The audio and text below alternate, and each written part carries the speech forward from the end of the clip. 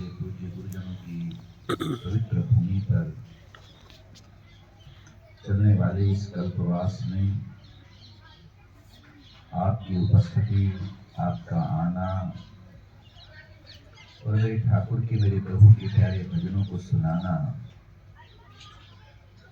ये सौभाग्य का संवर्धन है। जहाँ सौभाग्य का परिवर्धन, संवर्धन, उसके साथ साथ वायुमंडल की पावनता, पवित्रता, उसमें भी बढ़ोतरी है। क्योंकि जहाँ प्रभु के नाम का चिंतन होता है, प्रभु के नाम का सिमरन होता है, भजन होता है, गीत होते हैं, उपासना साधना होती है, हम यज्ञ होते हैं, वहां का वायुमंडल भी अपने आप में बहुत पावन हो जाता है। और जब वायुमंडल पावन हो जाता है फिर उसका अपना एक अद्भुत प्रभाव, जैसे आप हम सब लोग हैं, जीवात्मा है, जीव है। ये बात अलग है कि हमें प्रभु की कृपा से विशेष सौभाग्य मिला कि हम मानव कलेवरधारी हैं। जीव तो दूसरे भी हैं, उनके अपने अपने शरीर हैं। जीव हमारे तुम्हारे अंदर भी है, हमारा भी अपना शरीर है। और ये मानव का शरीर है, इसको हम और अधिक सौभाग्यशाली माने कि इस जीव पर प्रभु ने विशेष कृपा की। अबहु करी करुणा नर देहि, जेत ईश बिनु हेतु सने। वो दयालु हैं, दया के कारण, बिना किसी कारण अकारण कृपा करके उन्होंने इस जीव पर विशेष कृपा करते हुए ये मानव का कलेवर दिया। और फिर ये जीव जिसने मनुष्य का धारण कर रखा है, ये ऐसे वातावरण में जब प्रवेश करता है, मैंने प्रारंभ में कहा, एक अद्भुत प्यारे वायुमंडल का, वातावरण का निर्माण होता है। और उसके लिए साधना लगती है। वायुमंडल यूं नहीं बनता है, उसमें तप लगता है, साधना लगती है, जो आप लोगों के द्वारा प्यारे गीतों को, भजनों को गा करके निरंतर कई वर्षों से एक प्रयास जारी है और उसका प्रभाव नजर भी आता है।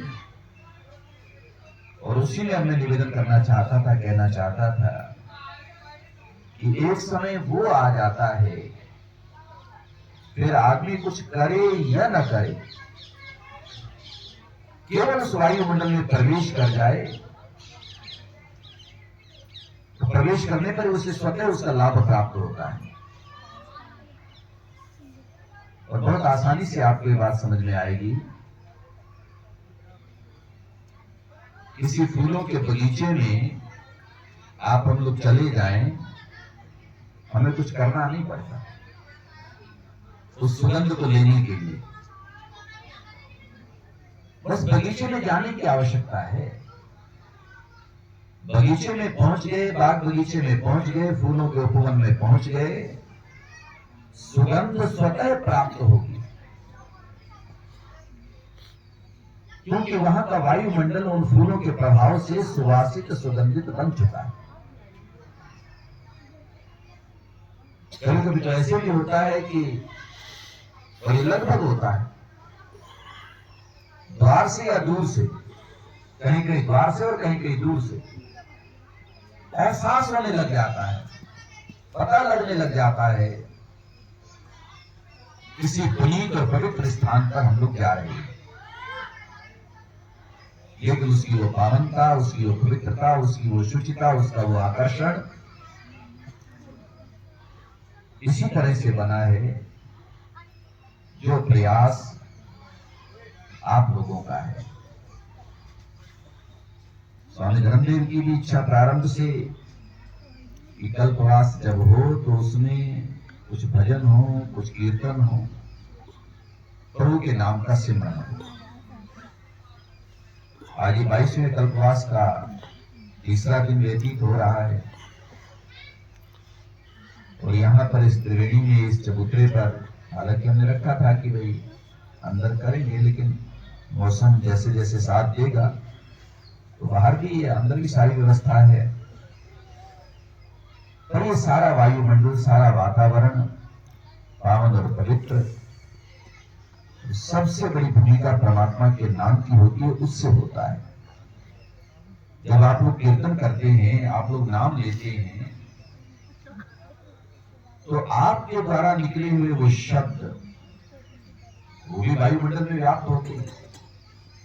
मैंने बहुत पहले एक बार बताया था कि मेरी बात नहीं है, क्योंकि लगभग मान के चले कि हम जो बोलते हैं कहते हैं उसमें आप और मैं हम सब शामिल हैं।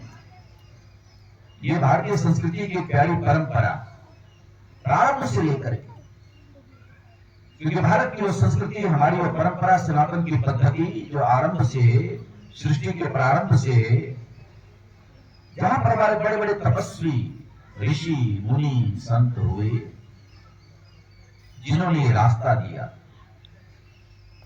जिन्होंने सब कुछ बताया, जिसमें मैं याद किया करता हूं कई बार अपने आचार्यों को, तो उन आचार्यों के माध्यम से कहा गया कि शब्द हमेशा सार्थक होते हैं, निरर्थक नहीं होते और नष्ट नहीं होते। शब्दा सार्थ का अनर्थ का वा, जब ऐसा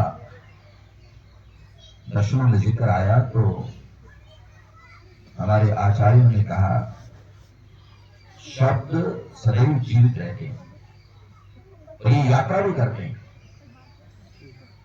शब्द ठहरता नहीं है, आगे बढ़ता है। तो चलो अब ये बात आगे कोई बता दूं आपको, ये शब्द यात्रा करते हैं, इसलिए आप लोगों को ना एक चीज आज कह रहा हूं, बड़े सावधान रहने की आवश्यकता है। कभी किसी के पास बैठ करके किसी व्यक्ति की निंदा न किया करो,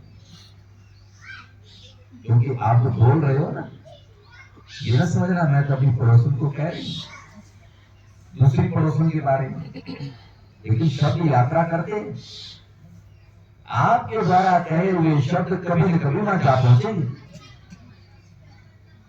और फिर उनके मन में तुम्हारे लिए क्या भाव होगा समझ सकते हो। इसलिए शब्द जीवित रहते हैं,